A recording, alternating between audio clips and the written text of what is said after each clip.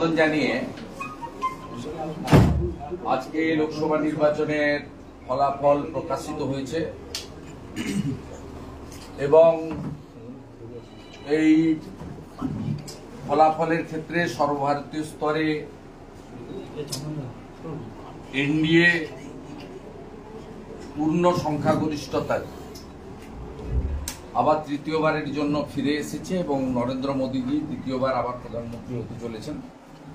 এই জন্য আমার পক্ষ থেকে এবং পশ্চিমবঙ্গ প্রদেশ বিজেপির পক্ষ থেকে ধন্যবাদ জ্ঞাপন করি।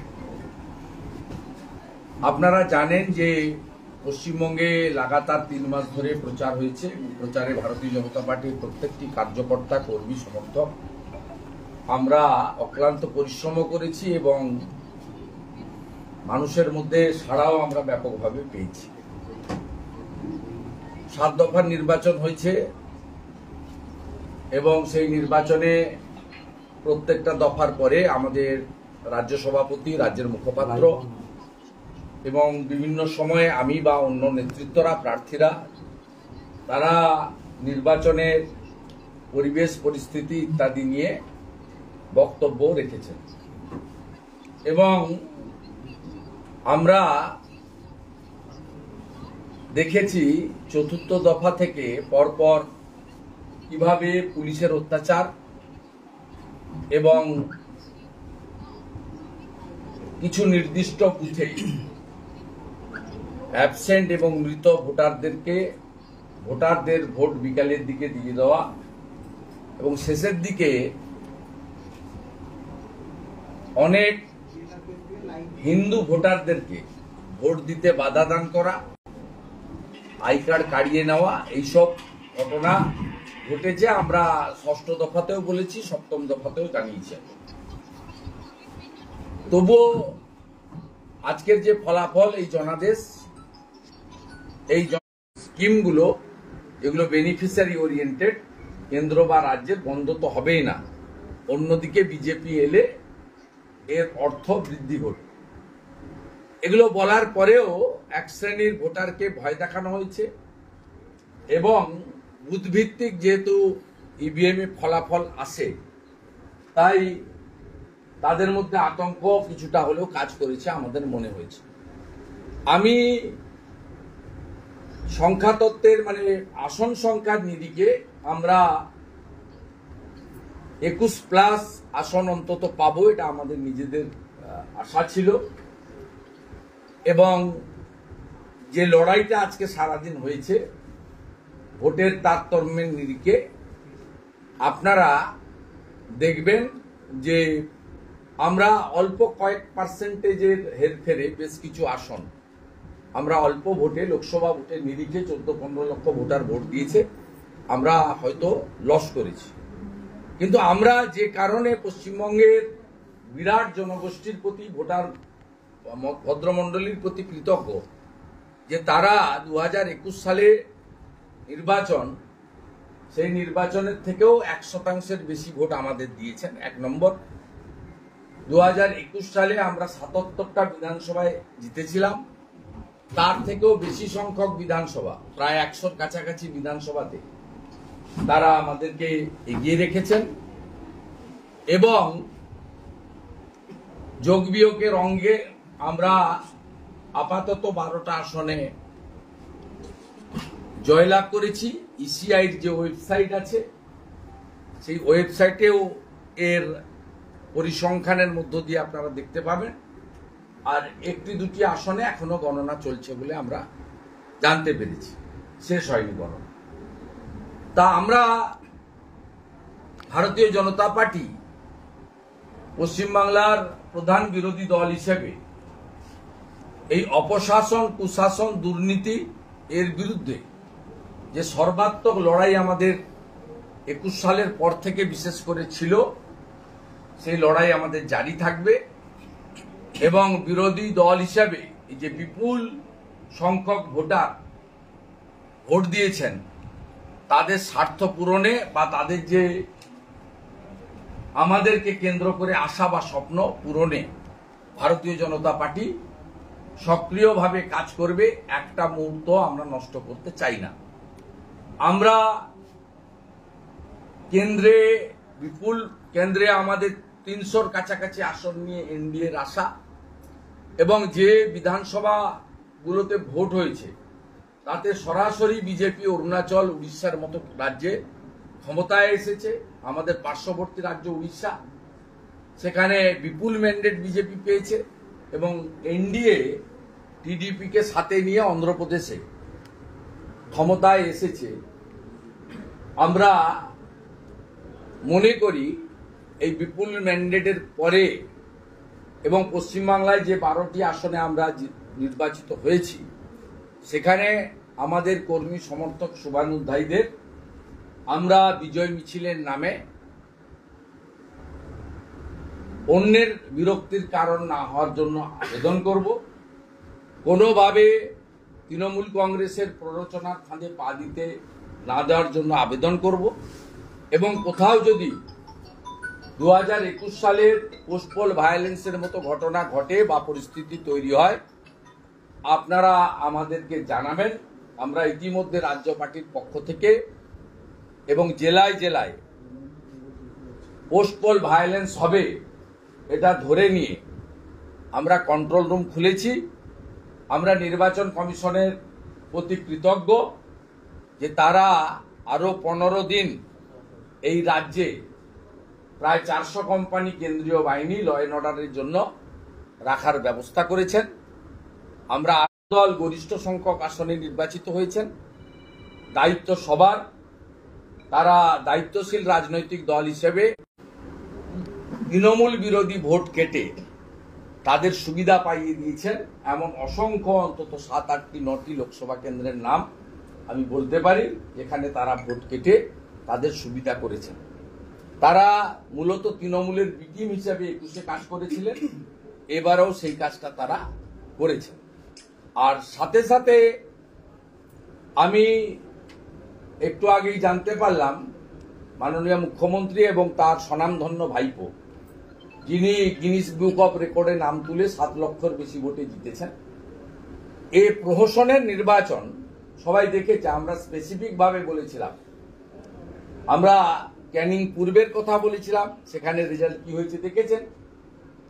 আমরা ঘাটালের কেশপুরের কথা বলেছিলাম, সেখানে দেখবেন বিরোধী পক্ষের প্রার্থী 1%ও ভোট পায়নি বুথগুলোতে। এবং আমরা ডায়মন্ড হারবারে কি হয়েছে বলেছিলাম। এই দম্ভ, উদ্ধত্ত, অহংকার এবং রিগিং সন্ত্রাস করে ক্ষণিকের শান্তি পাওয়া যায়, কিন্তু পার্মানেন্ট কোনো শান্তি পাওয়া যায় না।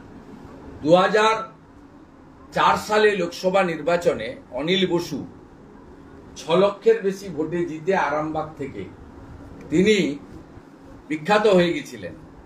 2009 সালে কিন্তু তাকে খুঁজে পাওয়া যায়নি, জনগণ বিসর্জন দিয়েছিল। স্বাভাবিকভাবে এই উদ্ধত্ত অহংকারের পতন জনগণের দ্বারাই হবে, এই বিশ্বাস আমাদের আছে।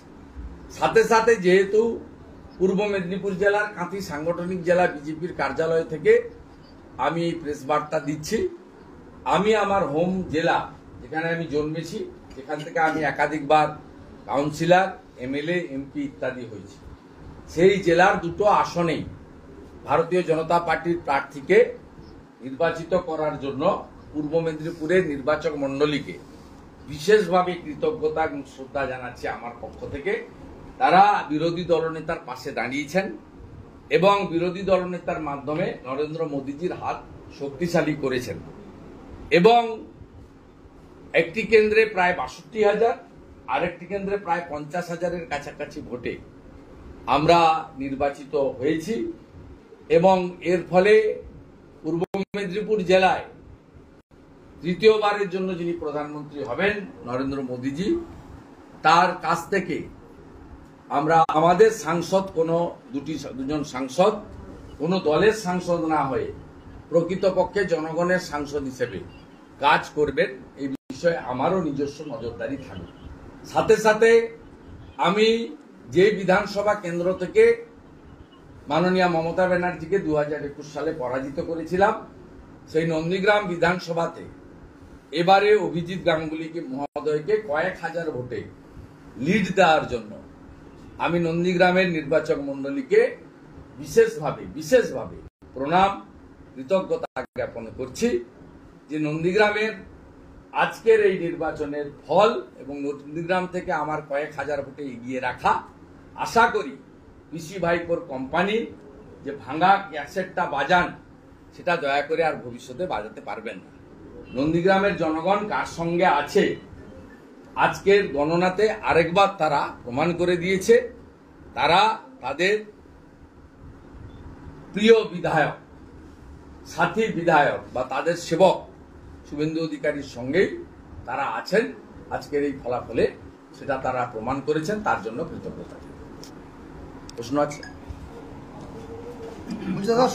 সংখ্যাগরিষ্ঠতা পায়নি তৃণমূল বিজেপি, তো সেক্ষেত্রে মোদী শাহর পদত্যাগ করা উচিত কথা বলেন মমতা ব্যানার্জি। কেন সংখ্যাগরিষ্ঠতা পায়নি?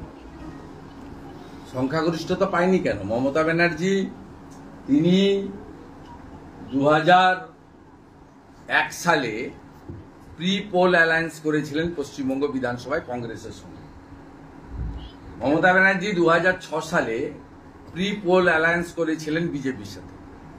2011 সালে মমতা ব্যানার্জি কংগ্রেসের সঙ্গে প্রি পোল অ্যালায়েন্স করেছিলেন এবং কংগ্রেসকে বেশ কয়েকটা মন্ত্রিত্ব ছেড়েছিলেন।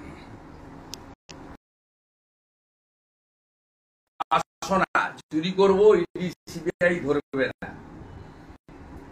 এই বাসনায় জল ঢেলে দিয়েছে চন্দ্রবাবু নাইডু টিডিপি। একটু আগেই তারা প্রেস কনফারেন্স করে বলে দিয়েছে যে আমরা প্রি পোল অ্যালায়েন্স করে এনডিএর সঙ্গে লড়েছি, আমরা রিজিওনাল পার্টি, আমরা এনডিএর সঙ্গেই থাকবো। অতএব মমতা ব্যানার্জি যতই দিবা স্বপ্ন দেখুন না কেন, জাতীয় রাজনীতিতে তার কোনো ভূমিকা থাকবে না। তিনি এইটা নিয়ে আনন্দ থাকুন, 22টা ছিল, কয়েকটা বাড়াতে পেরেছেন।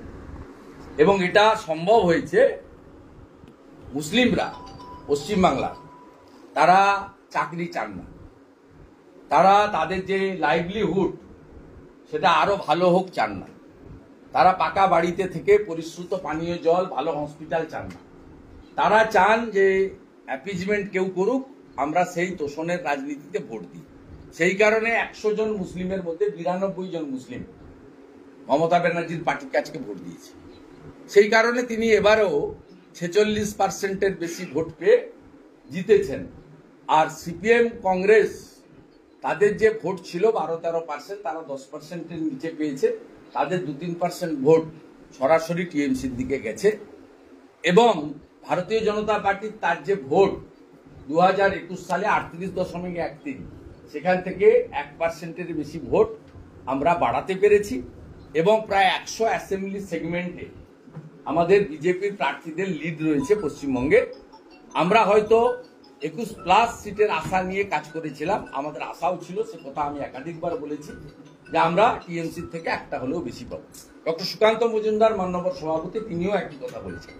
তা আমরা হয়তো 12তে আটকে গেছি যোগ বিয়োগের অঙ্কে, কিন্তু মমতা ব্যানার্জির এসব দিবা স্বপ্ন কখনোই পূরণ হবে না, তিনি নিশ্চিত থাকতে পারেন। কাঁথি এবং তমলুকে মুখ্যমন্ত্রীদের ষড়যন্ত্রের কারচুপির অভিযোগ তুললেন। আপনি যিনি অবজারভার এসছেন তার কাছ থেকে জেনে নেন। আপনাদের এত মিডিয়া, এত লোকজন, এত কিছু থাকার জন্য শুভেন্দু অধিকারীকে দমাতে পারছে না, শুভেন্দু অধিকারীকে আত্মসমর্পণ করাতে পারছে না, শুভেন্দু অধিকারীর বাড়িতে রেড করে টাকা পাচ্ছে না, শুভেন্দু অধিকারীকে জেল খাটাতে পারছে না, শুভেন্দু অধিকারীর পাড়াতে বাড়ির সামনে এক ঝুড়ি লোক নিয়ে হেঁটে গদ্দার গদ্দার চিৎকার করেও কিছু করতে পারছে না। পূর্ব মেদিনীপুরের লোক হিংসার জ্বালা যন্ত্রণা থেকে আজকে তমলুক এবং কাঁথি গণনা কেন্দ্রে সারাদিন ছিলেন। আমি মনে করি শুধু নির্বাচক মন্ডলীর অপমান নয়, তাদেরও অপমান। তারা সারাদিন ধরে গণনা পর্যবেক্ষণ করেছেন। মমতা ব্যানার্জির এই মিথ্যাচারের উত্তর আপনারাই দিয়ে দিতে পারবেন, আমাকে দেওয়ার দরকার হবে কংগ্রেস খাতা খুললেও দেখা যাচ্ছে সিপিএম তারা শূন্য, এবারও শূন্য। মানে না, এই পার্টিটা রিজেক্টেড হয়ে গেছে অনেক আগে। তাদের কাজটা কমপ্লিটলি, তাদের এই দ্বিচারিতার জন্য তাদের আজকে এই দুরাবস্থা হয়েছে। তারা এখানে বলছে চোর ধরো জেল ভরো, আর দিল্লিতে গিয়ে ইন্ডিজোটের নামে চোরেদের সঙ্গে বসে মিটিং করছে। এই ছবিগুলো দ্রুততার সঙ্গে মানুষের কাছে আসছে।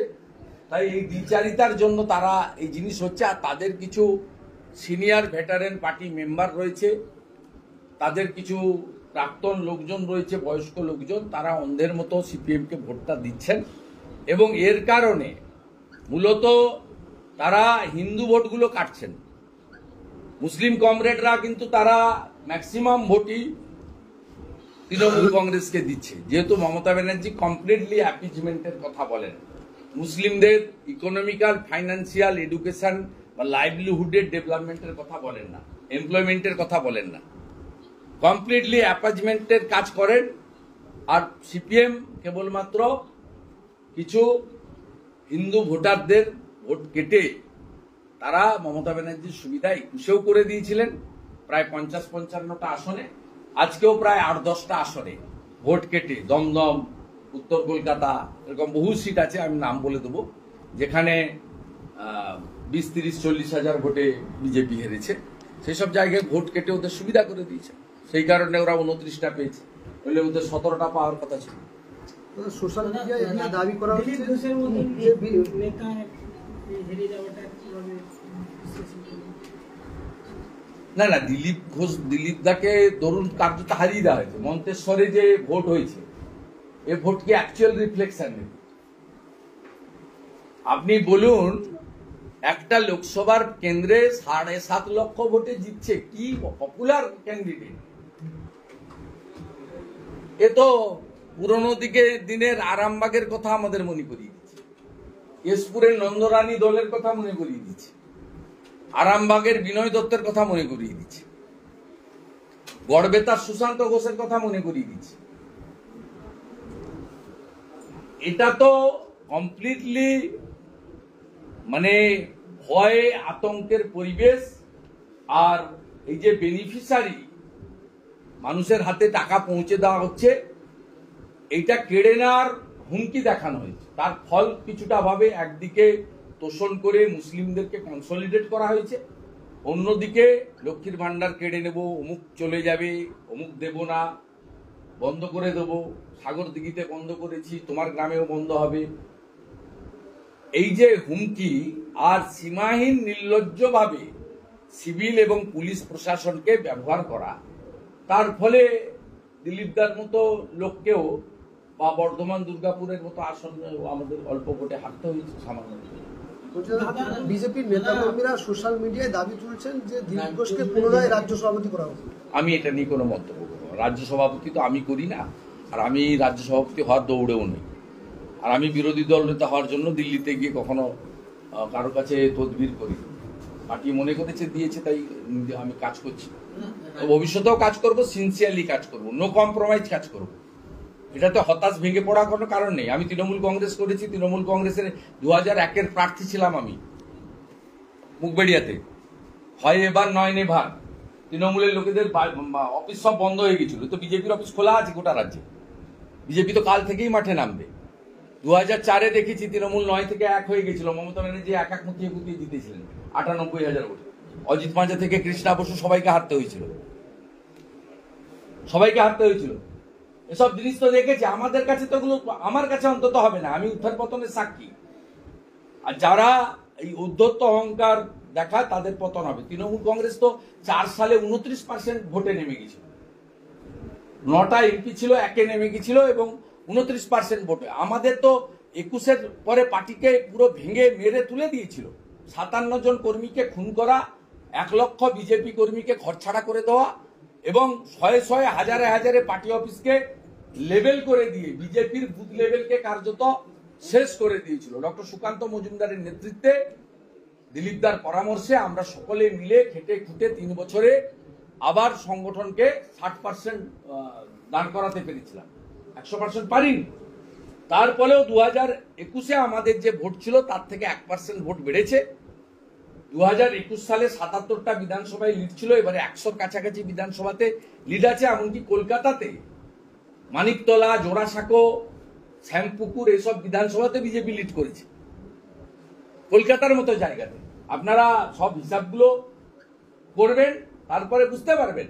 এবং 2021-এ আমাদের 12টা লোকসভায় লিড ছিল, হয়তো 2-1টা সিট এদিক ওদিক হয়েছে, নতুন এসেছে, 2-1টা গেছে, কিন্তু সামগ্রিকভাবে আমরা আমাদের যে স্ট্রং, আমাদের যে সাপোর্ট বেস, এটা আমরা ধরে রাখতে পেরেছি, এটা ডিউটি জনগণ, এটা বড় ব্যাপার।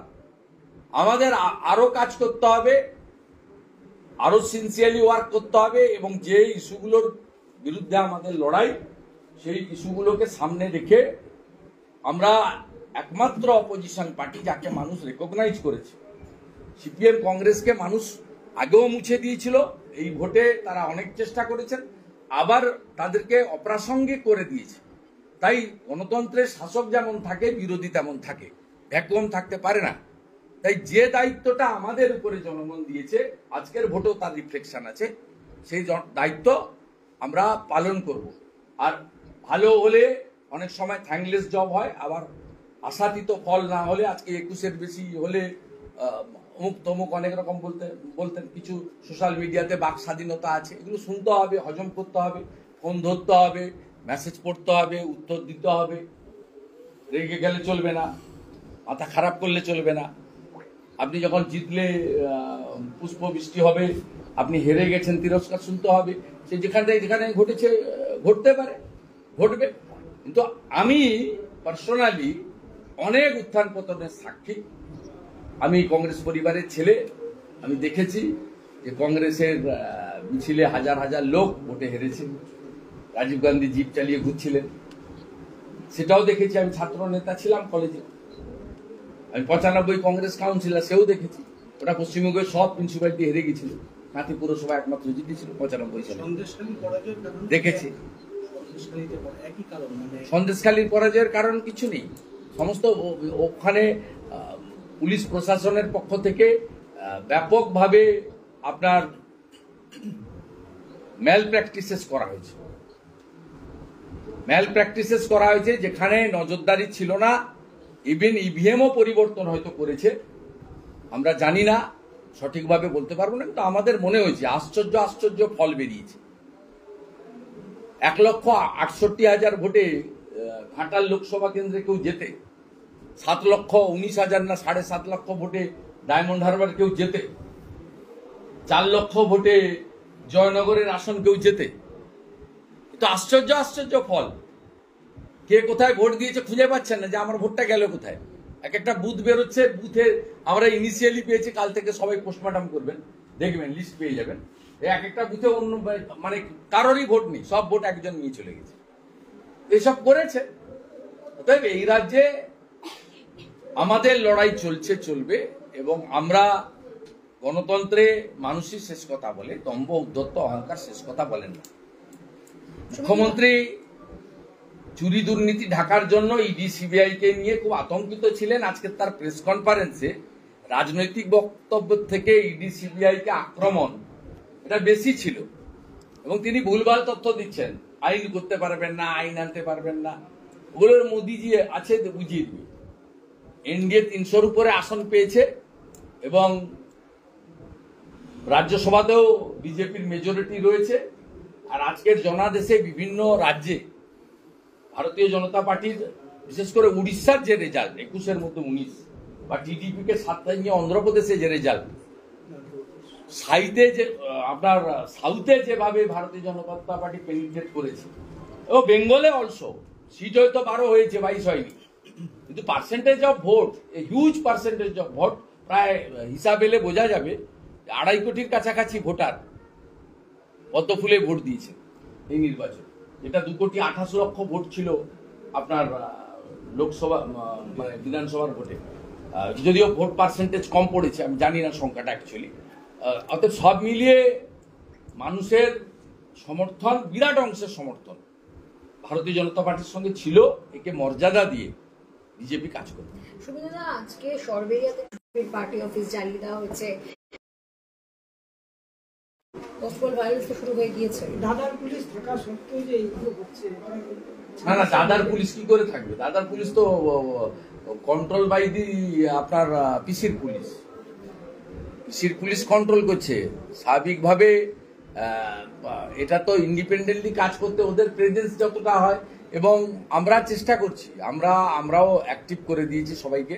আমরা লোকজনের পাশে থাকবো, আমাদের লিমিটেশনের মধ্যে আমরা থাকবো। আমরা এর আগেও সেফ হাউস করেছি, লোককে সরিয়েছি, করেছি। পশ্চিমবঙ্গে প্র্যাকটিস আছে, এবং এটা বন্ধ করার দায়িত্ব তো প্রশাসনের। প্রশাসন আর দল যখন এক হয়ে যায়, পুলিশ যখন গিয়ে পোলিং এজেন্টকে গ্রেপ্তার করে, পুলিশ যখন গিয়ে মিথ্যা মামলা তৈরি করে, পুলিশ যখন গিয়ে তৃণমূলের হয়ে ভোট অর্গানাইজ করে, ক্যাম্পেইন করে, স্বাভাবিকভাবে সেই প্রশাসনের কাছ থেকে বেশি কিছু আমরা আশা করতে পারি না।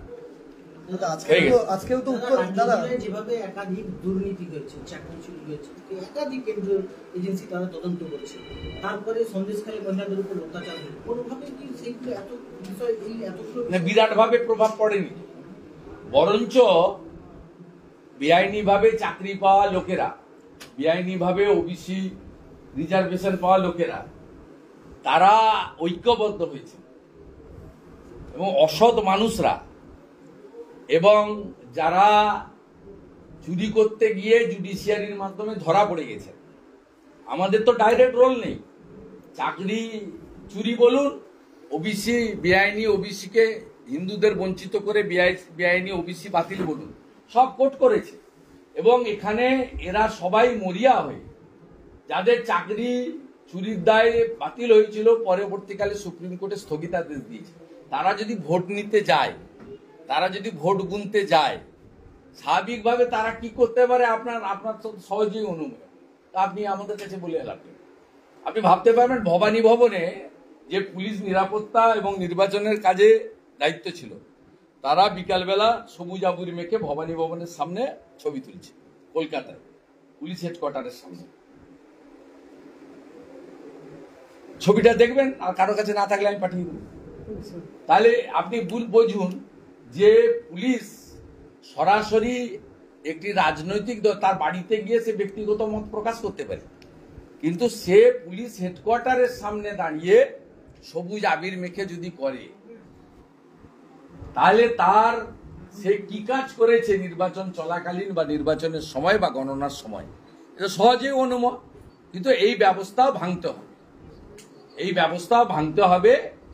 2004 সালেও সিপিএম সর্বোচ্চ আসন পেয়েছিল, কংগ্রেস 4টে পেয়েছিল, তৃণমূল 1টা পেয়েছিল, আর সব সিপিআইএম পেয়েছিল, 37টা আসন পেয়েছিল সিপিআইএম। সেসব দিনও আমরা দেখেছি, তৃণমূল 9 থেকে 1 সেটাও দেখেছি, তৃণমূলের ঝাঁপ বন্ধ হয়ে যাওয়া সেটাও আমরা দেখেছি। বিজেপি তার থেকে ভালো অবস্থায় আছে। 2004 সালে 29% ভোট পেয়েছিল তৃণমূল, আজকে তো আমরা 39% ভোট পেয়েছি। বিরাট জনাদেশ আছে, এই জনাদেশকে কাজে নিয়ে আমাদের আগামীকাল থেকেই নতুন করে যাত্রা হবে শুরু। আমরা কেউ বিচলিত নই, কেউ বিধ্বস্ত নই, কেউ হতাশও নেই।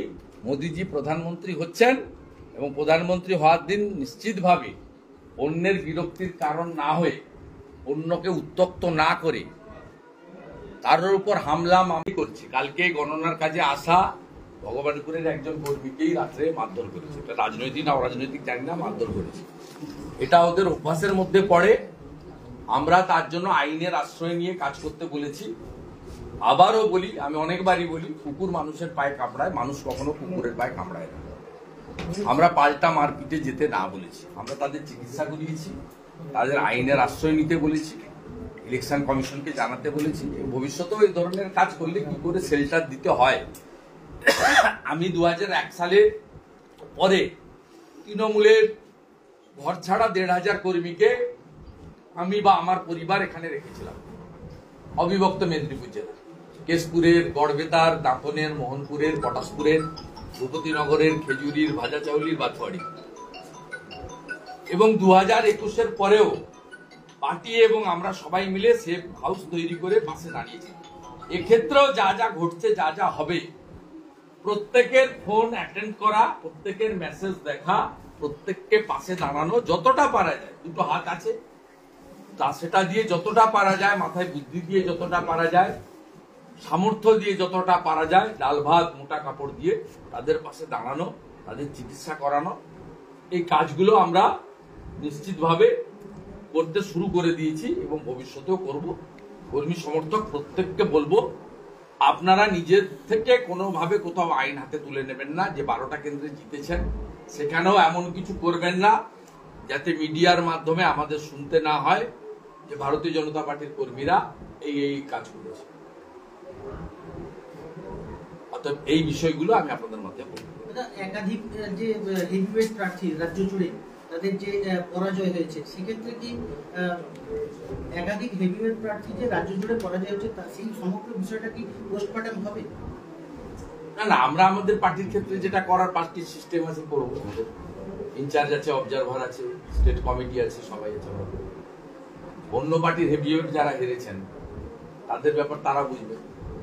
তারা তো ইন্ডি জোটেরই লোক, অধীর চৌধুরীও ইন্ডি জোটের লোক, আর মোহাম্মদ সেলিমও ইন্ডি জোট। ওটা মল্লিকার্জুন খাড়গে আর সীতারাম ইয়েচুরি মমতা ব্যানার্জির সঙ্গে বসে করবেন একসঙ্গে পোস্টমর্টম। কেন অধীর চৌধুরী হেরে গেলেন, কেন মোহাম্মদ সেলিম, তা আমার কাজ নয়। আবার কেমব্রিজ না অক্সফোর্ড ইউনিভার্সিটির কে লেকচারার দাঁড়িয়েছিলেন সাউথ মালদাতে, তিনি কেন হেরে গেলেন সেটাও নিশ্চয়ই মমতা ব্যানার্জি খাড়গের সঙ্গে আলোচনা করবেন। ঈশা খান চৌধুরী কেন জিতে গেলেন।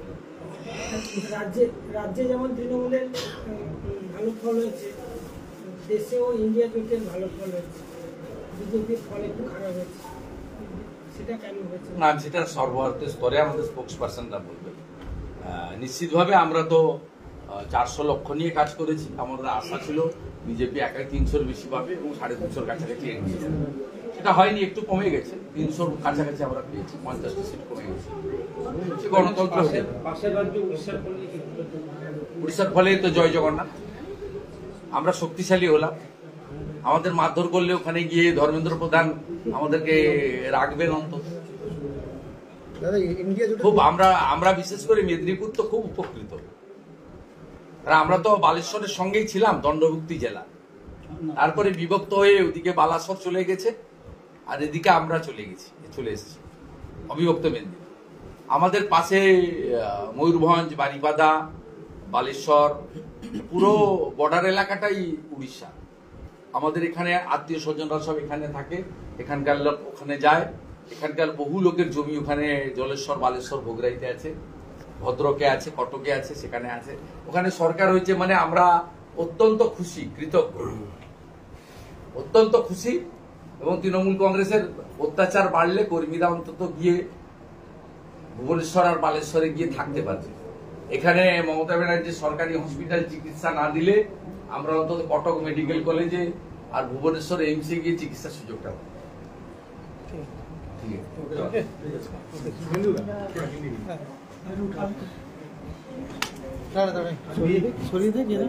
হয়ে গেছে।